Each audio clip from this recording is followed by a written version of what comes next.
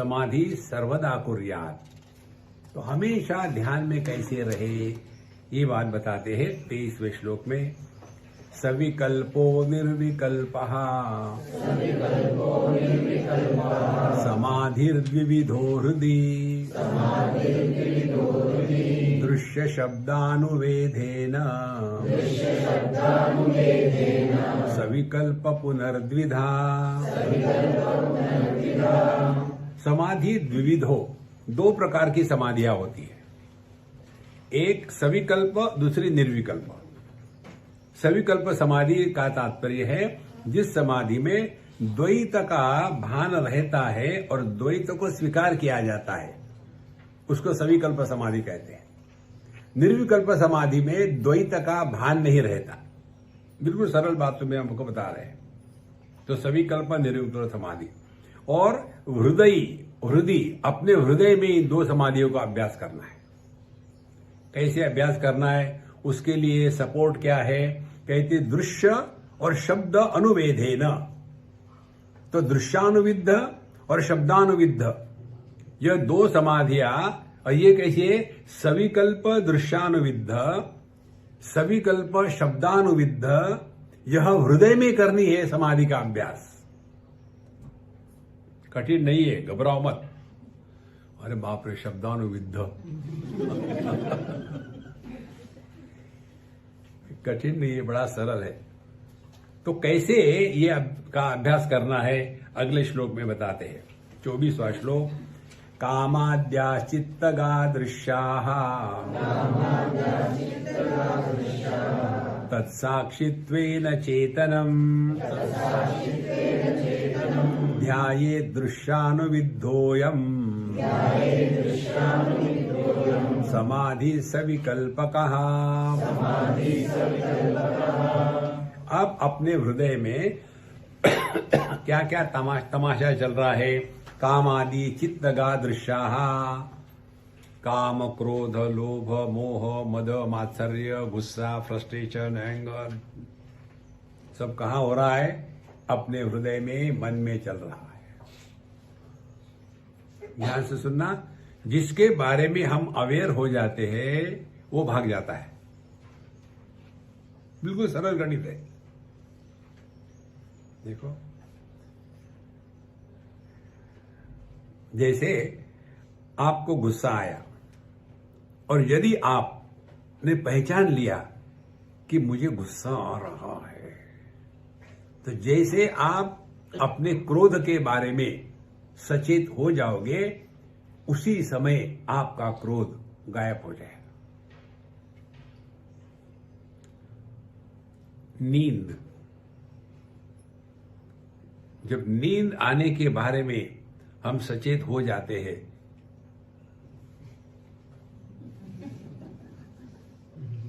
देखो, तो एकदम नींद चली जाएगी। क्योंकि जिसको नींद आती है उसको मालूम नहीं होता कि वो नींद आ रही है, और इसीलिए बड़े शांति से सप्त स्वर में उनका सारे गम शुरू हो जाता है। देखो, इसीलिए काम आदि चित्तगा दृश्याः, और ये हमको सबको दिखते हैं। देखो, व्यक्ति को जब क्रोध आता है मालूम होता है ना, देखो बच्चों गड़बड़ मत करना, अब मम्मी को गुस्सा आ रहा है। मम्मी ये आपका हमेशा ही आता है।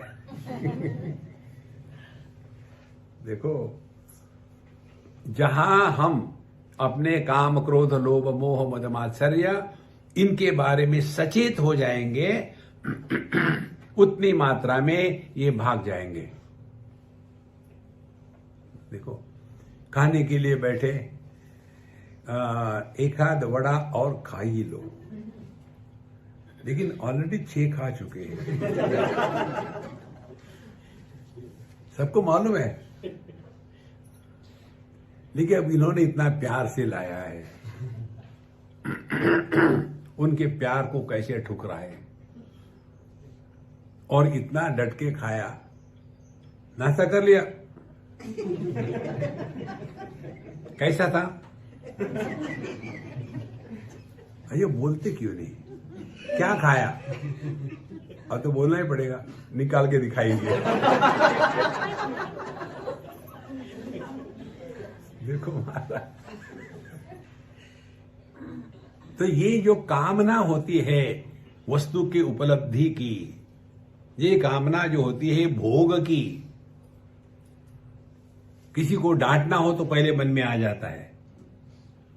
इसको हम जब पहचानने लगेंगे, इसीलिए यहां कहते हैं कामाद्या चित्त का दृश्य तत्साक्षित्वेन चेतनम, तो उसको जानो। साक्षित्वेन माने क्या? क्रोध का आना ये समस्या नहीं है, क्रोध के आने के बाद उसके साथ तादात्म्य करके क्रोधी होना ये समस्या है। देखो, काम के आने के बाद काम के द्वारा प्रभावित नहीं होना, यह मेडिटेशन है, यह ध्यान है। ये कल्पना मत करना कि मन में काम क्रोध नहीं आएंगे, ये आएंगे ही, मन में विकार हो गए ही हो गए। बिल्कुल सरल बात है, कोई कठिन नहीं है। इतनी ही साधना है।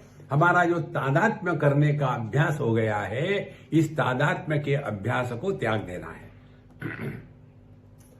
3 स्थितियों में से हमको गुजरना पड़ता है।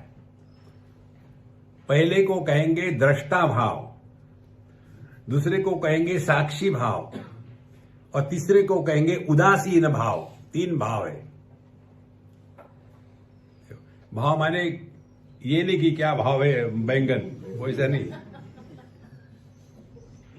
तो पहले जो है दृष्टा भाव, दृष्टा भाव माने जगत में आप रहते हो, किसी में पार्टिसिपेट मत करना। दृष्टा भाव, कौन आया कौन गया, किस लिए आया क्यों आया, अपन को क्या फर्क पड़ता है, कोई मतलब नहीं। ये करते करते धीरे धीरे हम अपने मन को ट्रेनिंग देंगे कि हर जगह में मुंह मारने का जो स्वभाव है वो बंद हो जाएगा। पहली बात, ये जगत में व्यवहार करते समय अपने तरफ से कहीं घुसो मत। दूसरी बात होती है मन के स्तर पर। ये मन के स्तर की बात बता रहे। काम क्रोध लोभ इत्यादि मन में उत्पन्न होते हैं। वो उत्पन्न होने के बाद उनके द्वारा प्रभावित नहीं होना, इसको कहते साक्षी भाव। काम आया लेकिन प्रभावित नहीं हुए, कामी नहीं बने। क्रोध आया लेकिन क्रोधी नहीं बने।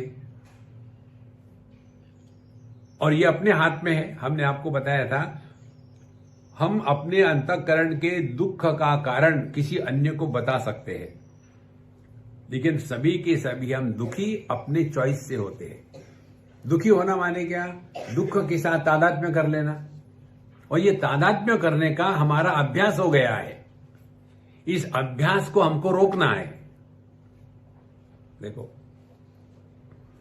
इसीलिए कामाद्या चित्तगा दृश्याः तत्साक्षित्वेन चेतनम, बिल्कुल सजीव होकर के इस जगत में रहो।